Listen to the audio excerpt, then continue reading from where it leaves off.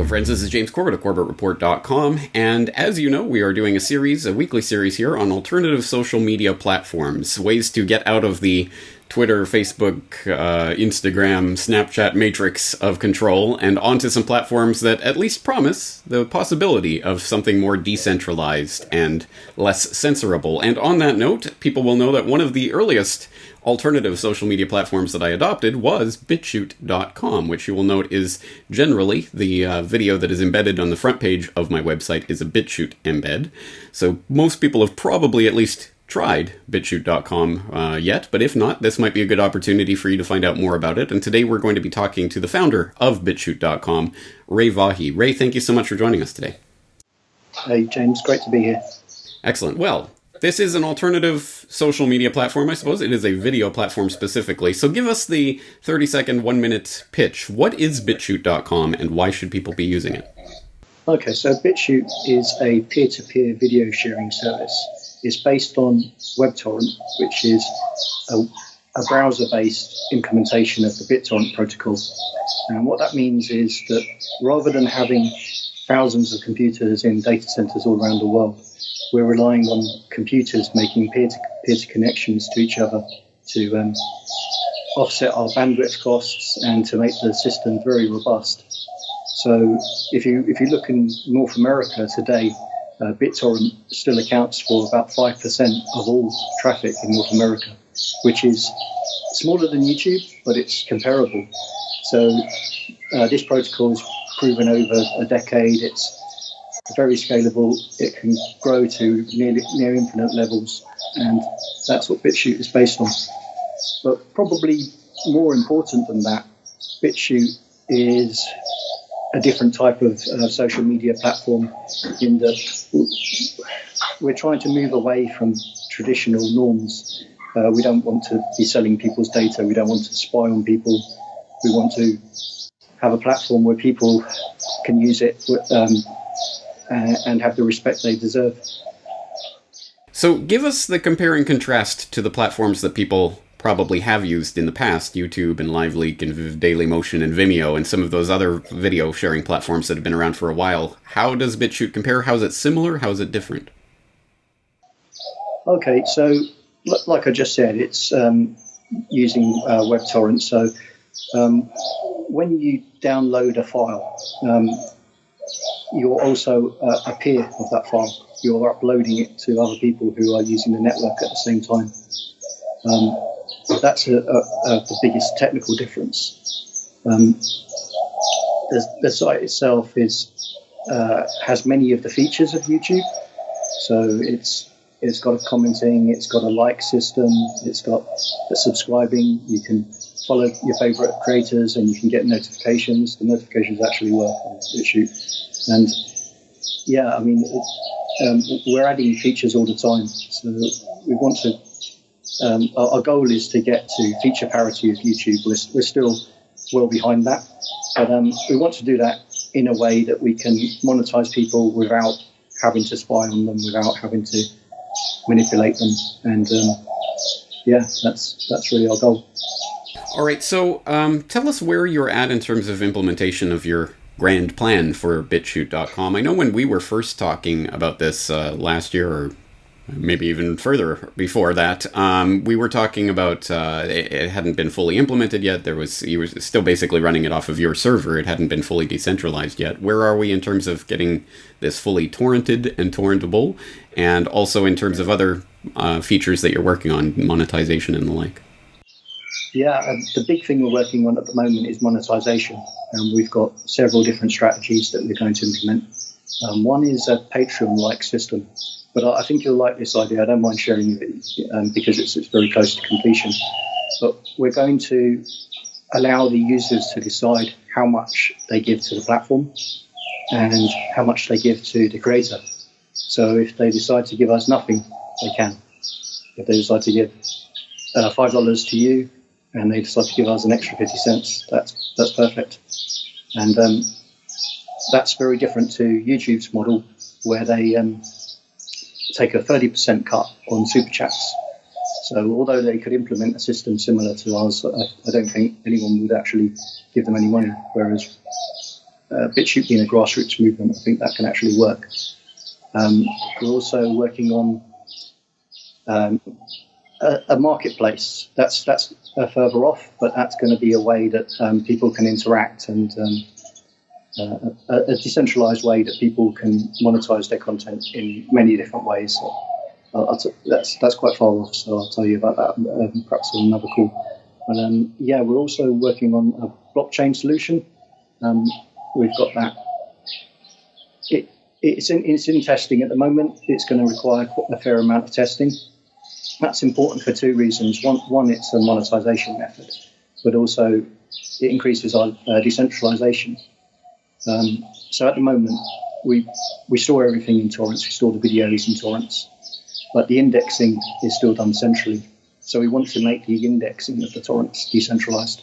And to do that, we put the torrent data, the address of a torrent, into the blockchain. This is something I've been talking to you for quite a while, saying we're ready, and then I had to change the design. And the reason for that, blockchain is a great technology. It's a fantastic technology, but there's good with it and there's bad with it. And my first inclination when we started BitChute was just to put everything into the blockchain. And after more thought or consideration, I thought, do we really want to do that? That's, maybe someone doesn't want to be on the blockchain.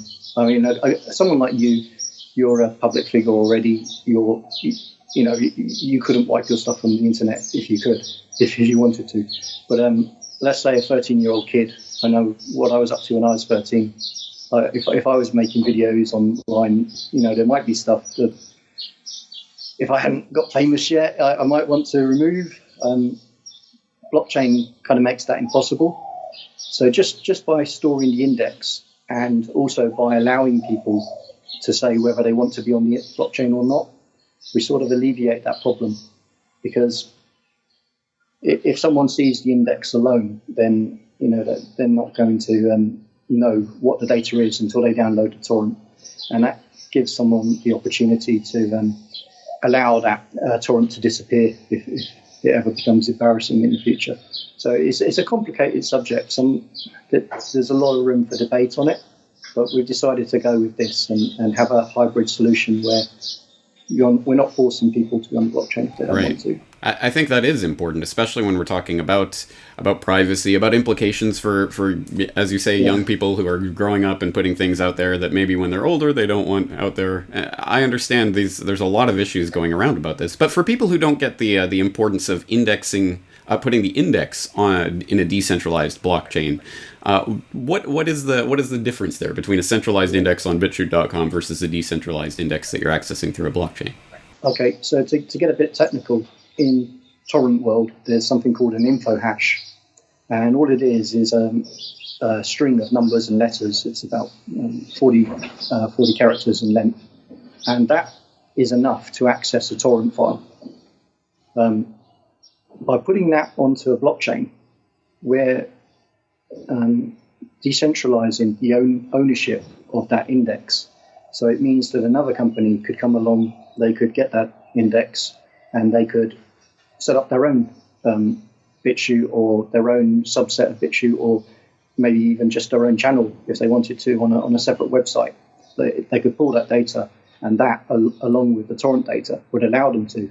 And this is not, the blockchain part might be new, but if you look at the BitTorrent world and you look at sites that have gone before, you've got sites like Pirate Bay, Kickass, and they're quite notorious for having a lot of copyright material on them. But if you look at the idea, none of those sites have sole ownership of the data that is out there in the torrent world. They're more like windows into a centralized pool of content. And it's up to the user, based on how good the site is, which site they go to. So in the future, it could be that BitChute decentralizes that way as well. Because also, a lot of people forget this, but a company alone is a centralization point. People are centralization points. Outside the technology, there's many more centralization points. And, you have to take these into consideration as well. Right. So even if you went away or BitChute went away, if the index is decentralized and if the torrents are out there, then theoretically you can just recreate the entire site. Exactly. Yes. Excellent. All right. Let's get into some feedback that I received, because I have obviously received some feedback about BitChute over the many moons that I've been putting up, or mirroring my YouTube channel, essentially. And one of the most common is that I get from low bandwidth users who use YouTube because they got 144p, extremely low quality, but they can at least watch it on their low bandwidth, and they often have problems on BitChute. Any plans to work on that feature in the future? Yes, we want to bring in not only lower bandwidth versions of the video, but higher bandwidth versions. So that is something we've got plans for. There's a prerequisite for that we want to bring in monetization. We want to start making money on the platform first, and perhaps also I'm looking at ways to get a bit of investment, because once we start expanding the amount of videos that we hold, then that's going to be a bigger cost for us. So that is definitely coming, different versions of the file. We're also looking at updating the embed option so that we can give people alternatives within the embed. So you can embed one embed and someone can click where they want to watch that, which is, if they want to watch it on BitChute, that's fantastic. If they want to watch it somewhere else, that's also doable. Right. I've also had feedback about the cookies on BitChute.com. What is the BitChute privacy policy, cookies? How does that work? So the cookies we set from the BitChute domain are very limited. We don't store too much. We store things like user preferences, so that if you dismiss a dialog, that it doesn't get annoying, that it remembers that you dismissed it the next time you come back to the site. We do have some third-party software on the site. For example, the comment system, which is an amazing comment system. It's by Discuss, and they also set some cookies. So that might be where your user is getting that from. The Discuss system, it's something that we may eventually replace, but it is very good, and it does encourage a lot of debate on the videos, because it's actually better than YouTube's comment system by quite a way, because you can see live updates when someone's typing. You can see that a reply is waiting while they're typing, things like that, and that really gets the flow of commenting going.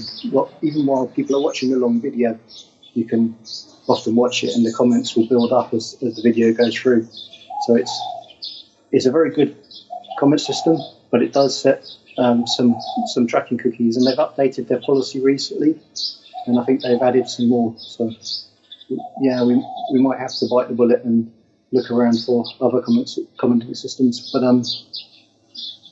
at the moment, we're quite happy with the functionality, so it makes it a bit of a difficult one. Absolutely. Well, now this is something to do with, I guess, the nature of the market, as it were, for this type of platform at the moment. But of course, a lot of the people who are finding out about and attracted to BitChute.com as an alternative to, say, YouTube are the people who are being banned from YouTube.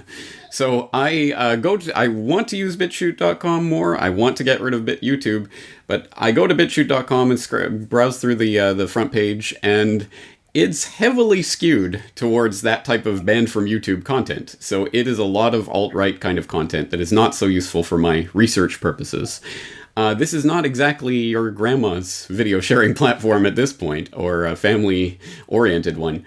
I guess it's part of just the nature of who is using it and their incentives for it. But how do you plan to expand BitChute from the sort of core content that it's posting right now? Well, that's gone up recently because of what's going on with YouTube, and they have been kicking a lot of people off. We do also get a lot of other content. If you look through some of the other categories, the gaming, the music, there is a fair amount of other content there. So I don't want people to think we're only full of that content. We're not. But we are starting an outreach program, and we're working with some volunteers on that, because we don't actually have a marketing budget everything has spread word of mouth, and that's been great. I mean, it's growing really fast that way. But we want to start filling up the categories that are more sparse, filling up maybe the makeup tutorials. It's all content that we really want. And we're going to ask volunteers to do that. If anyone wants to be a volunteer, that would be great. Just to reach out and say, hey, look, there's this platform.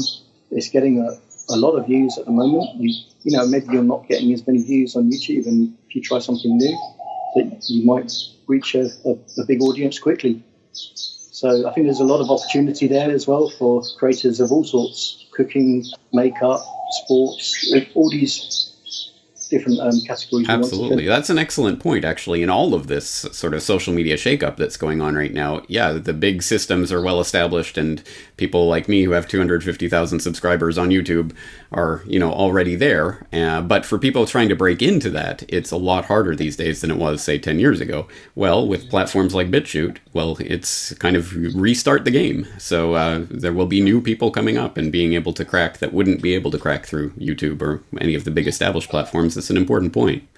And absolutely. And on that point, many people have commented on this and have said that YouTube isn't the YouTube of 5-6 years ago. That now when you go to the front page, you're more likely to be recommended CNN or, I don't know, some Saturday night TV host. For some reason, whenever I go there, I'm always getting Ellen DeGeneres or whoever she is. But they've said they've already spelled out their direction. It's very corporate. They're moving towards the mainstream media. So I don't think in the future people will be able to break through that ceiling anymore. I think it's going to be very difficult, and the superstar YouTubers of the future won't be YouTubers, in my opinion. Yeah, I agree. And I can attest to that as well. 10 years ago, 11 years ago, when I started posting things to YouTube, I had several videos get hundreds of thousands of views, and I was nobody with no established platform. I had, you know, maybe 100 subscribers or something at that point, but I was getting hundreds of thousands of views on some of my videos. And now I have hundreds of thousands of subscribers, and I barely ever get hundreds of thousands of views. So there's definitely been a change in the way that they organize the front page and promote material and this sort of thing. And it definitely skews towards the safe content, the corporate-friendly, CNN-approved kind of content. So it is good to have that shake-up from time to time. And hey, maybe 10 years from now, maybe BitChute will be shook up by some bold new competitor. But in the meantime, I hope people are at least exploring these alternatives. I think it is extremely important that we know about these alternatives before we get caught in a web of YouTube, Facebook, Twitter, Google, this matrix that's being constructed. So Ray, anything else you'd like to say, or anywhere you'd like to direct people for more information about BitChute? Yeah, if you come to the site, just sign up. And there's also a forum on the site now as well. So if you've got questions, that's a great place to go to start. I know the Corporate Report is not on Facebook or Twitter.